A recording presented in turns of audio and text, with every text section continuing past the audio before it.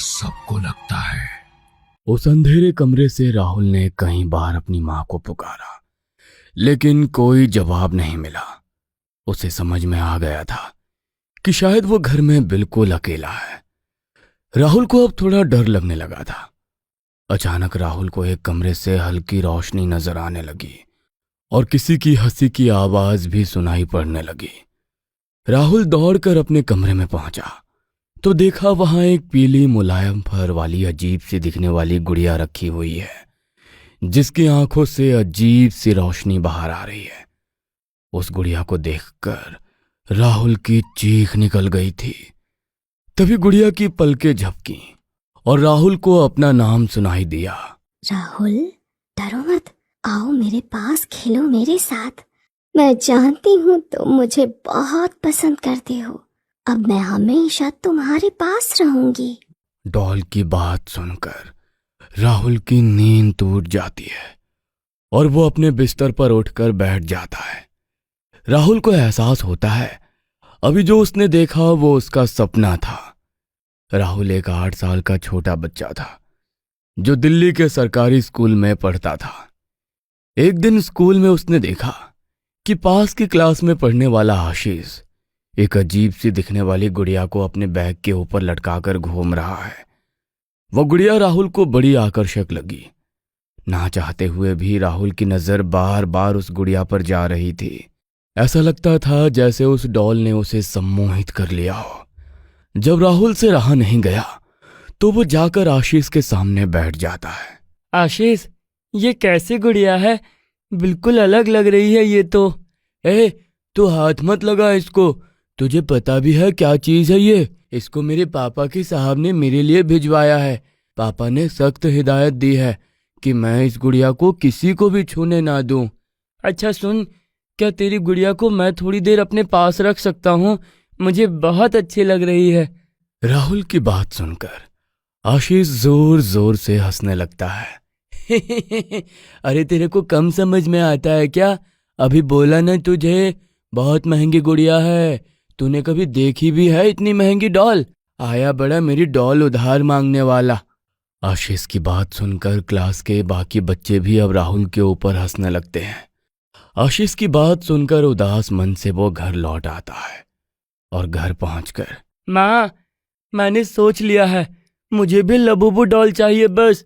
बेटा, अभी हाथ बहुत तंग है और तुझे बस नई नई फरमाइशें लगी रहती हैं। क्या भला है ये लबूबू डॉल? एक बात बता, तू स्कूल पढ़ने जाता है या फिर ये सब करने? माँ की डांट खाने के बाद अभी राहुल को समझ नहीं आ रहा था कि वो क्या करे।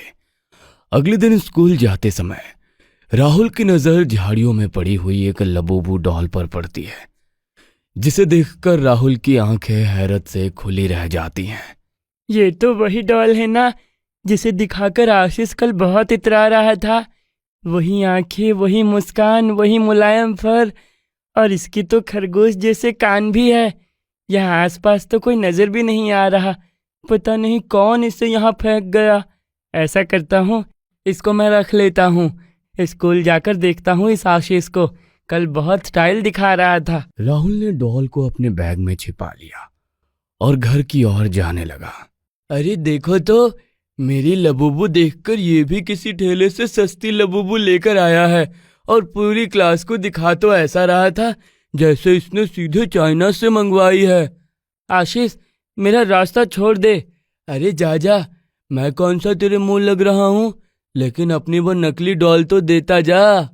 आशीष उम्र में राहुल से बड़ा था, इसलिए उसने राहुल के बैग से जोर जबरदस्ती से उसकी डॉल ले ली और जमीन में पटक कर उसे पांव से कुचलने लगा। आशीष और उसके दोस्त जोर जोर से हंसकर उसका मजाक बना रहे थे और राहुल अपनी डॉल को बचाने के लिए रो रहा था। अचानक ही आशीष के पैरों से खून निकलने लगा और वो चीख चीख कर अपना पांव पकड़कर रोने लगा। आशीष के पैरों से खून बहता देख उसके साथी उसे वहीं छोड़कर टीचर को बुलाने भाग गए। आशीष के पैर के तलवे में एक बहुत बड़ी कील धसी हुई नजर आ रही थी, जिसके कारण वो दर्द से बेचैन हो रहा था। राहुल ने चुपचाप अपनी डॉल उठाई और बैग में रखकर अपने घर की ओर निकल गया। अच्छा मजा चख लिया उस आशीष ने, उसके साथ यही होना था। आज से तू मेरा पक्का दोस्त। दोपहर का समय था। राहुल अपने कमरे में बैठा अपनी डॉल से बातें कर रहा था। तभी उसकी माँ वहां पहुंच जाती है। किसके साथ इतना हंस हंस कर बातें कर रहा है? कोई भी तो नहीं है माँ। आज तो स्कूल से आकर सोया नहीं, बाहर खेलने भी नहीं गया। शाम हो गई, तू अभी तक कमरे में ही बैठा है। सच बता, क्या कर रहा था यहाँ? मैंने साफ साफ आवाज सुनी थी। कोई तो है तेरे कमरे में। माँ वो मैं आप नाराज तो नहीं हो जाओगी ना? अरे नहीं बेटा, तू पहले सच सच बता।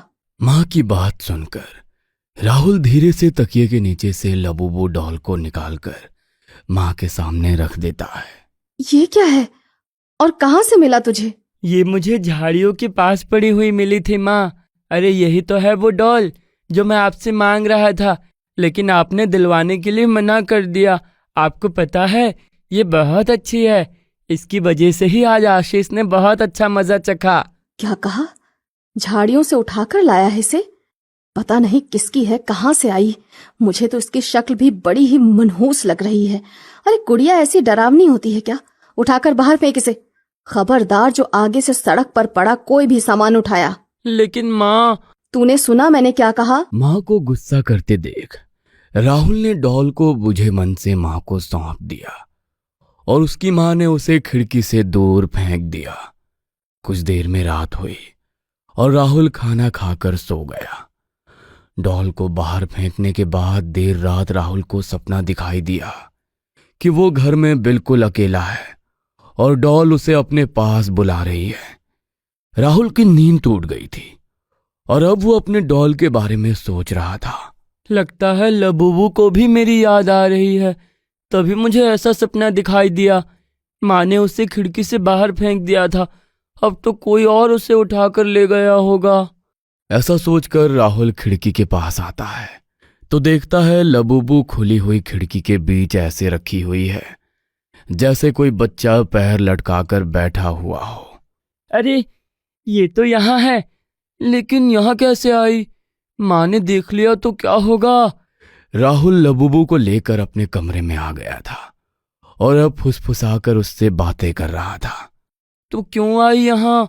मेरी मम्मी बहुत गुस्सा करेंगी, तेरे साथ मुझे भी बाहर कर देंगी। राहुल की बात सुनकर लबूबू किसी बच्चे की तरह जोर जोर से हंसने लगती है। तुम सच में हंस रही हो क्या? मैं सब सुन सकती हूँ और चाहो तो तुम्हारे लिए सब कुछ कर सकती हूँ। बोलो, क्या चाहिए तुम्हें? तुमने मुझे दोस्त कहा है ना? मुझे एक टॉय कार चाहिए जो रिमोट से चलती है। ठीक है, लेकिन इसके बदले में मुझे भी कुछ चाहिए जो मैं समय आने पर मांगूंगी। हाँ हाँ, तुम मेरे सारे खिलौने, कपड़े, चॉकलेट सब ले सकती हो। राहुल की बात सुनकर लबूबू किसी शैतान की तरह हंसने लगती है।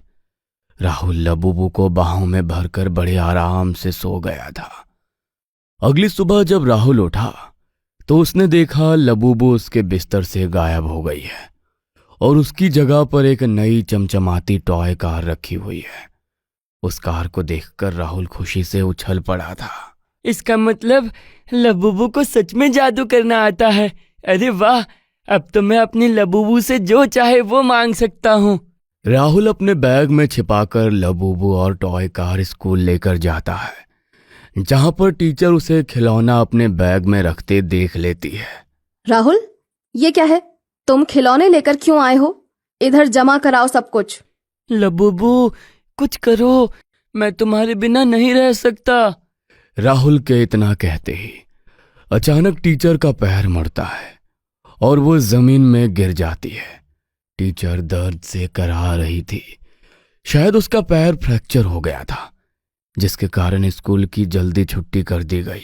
ये सब तुमने किया था क्या? अरे तुम्हें ऐसा नहीं करना चाहिए था। राहुल के सवाल पूछने पर लबूबू किसी राक्षस की तरह जोर जोर से हंसने लगती है। शाम के समय बोलो, आज क्या चाहिए तुम्हें? मुझे अच्छे अच्छे कपड़े चाहिए। ठीक है, उसके बदले में तुम्हें अपनी किताब मुझे देनी होगी। अब से तुम स्कूल नहीं जाओगे। क्या? लेकिन क्यों? मैंने आज तक तुम्हारे लिए इतना कुछ किया, अब तुम्हारी बारी।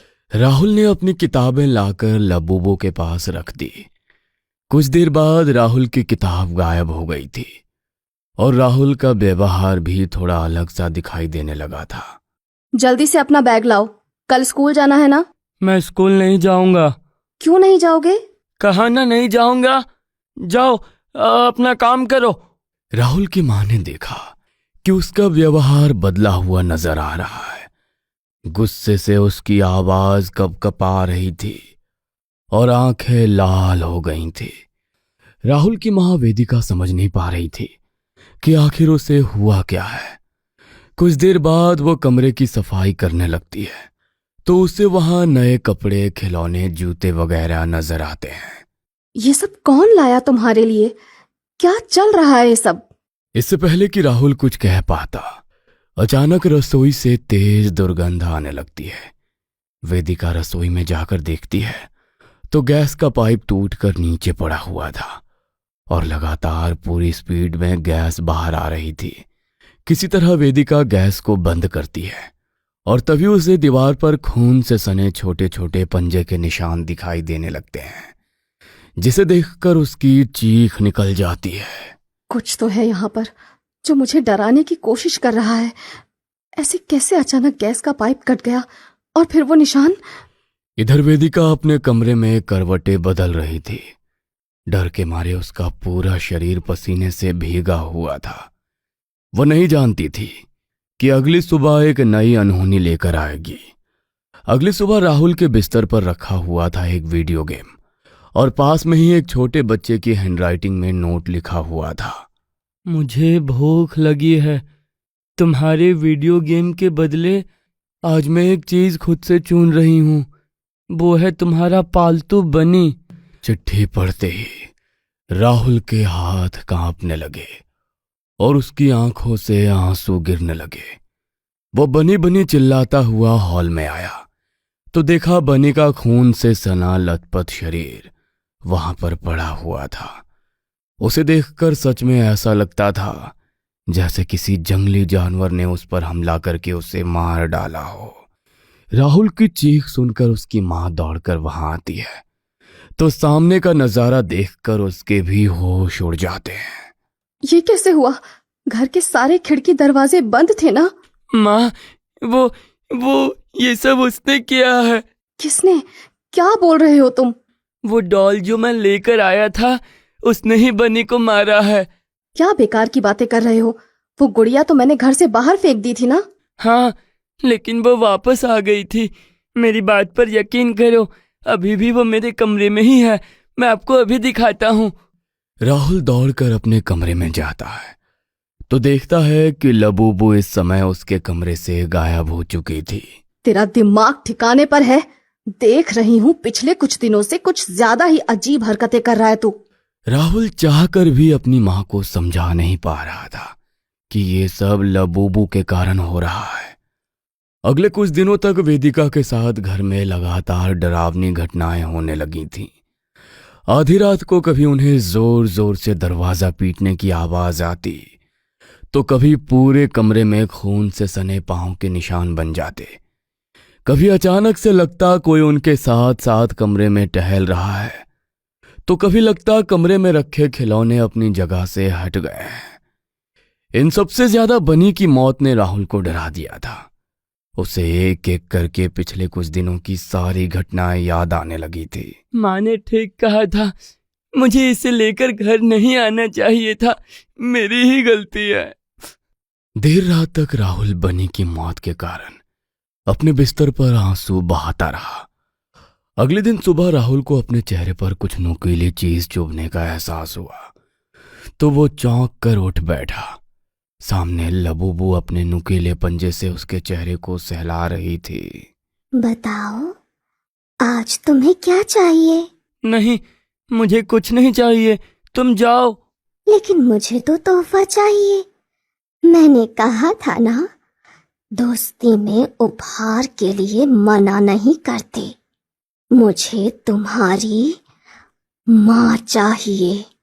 मैं उन्हें अपने साथ ले जाऊंगी।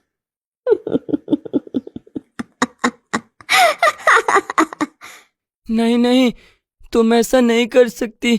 मेरी माँ सिर्फ मेरी है। ये देखो, मैं तुम्हारे लिए साइकिल लेकर आई हूँ। जाओ, अपने गिफ्ट से खेलो। लबूबू की बात का जवाब दिए बिना राहुल दौड़ते हुए अपनी माँ के पास जाता है और रोते हुए उन्हें सारी बातें बता देता है। मुझे ऐसा लग रहा है हम चाहकर भी इस लबूबू से पीछा नहीं छुड़ा पाएंगे, क्योंकि ये कभी भी कहीं से भी प्रकट हो जाती है। तुम रुको, मैं अभी इसके ऊपर पेट्रोल छिड़क कर आग लगाती हूँ, ताकि ये फिर कभी हमारे घर में लौट कर ना आ सके।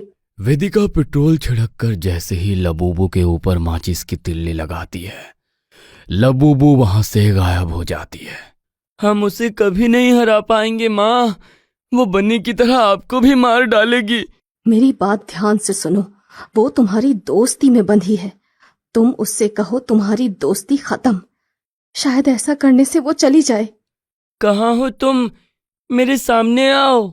अचानक लबूबू हंसते हुए वहां प्रकट हो जाती है।